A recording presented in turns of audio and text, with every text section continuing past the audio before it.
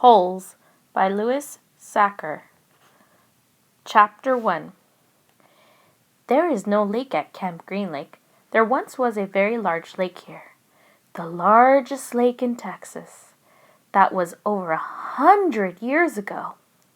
Now it is just a dry, flat wasteland.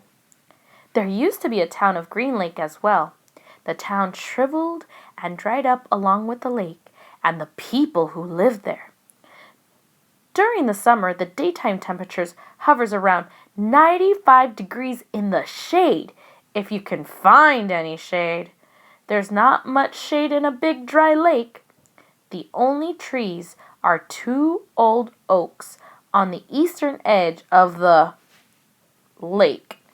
A hammock is stretched between the 2 trees, and a log cabin stands behind that. The campers are forbidden to lie in the hammock. It belongs to the warden.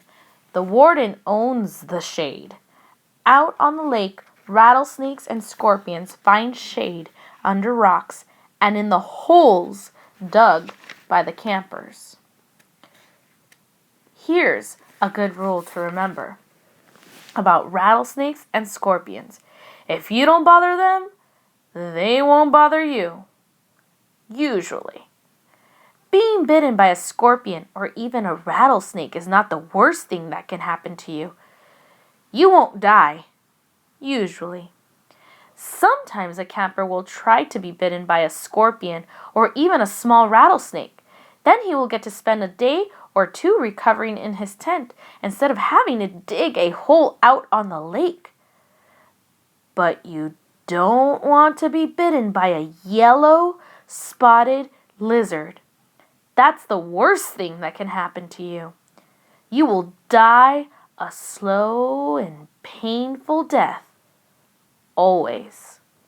If you get bitten by a yellow spotted lizard, you might as well go into the shade of the oak trees and lie in the hammock.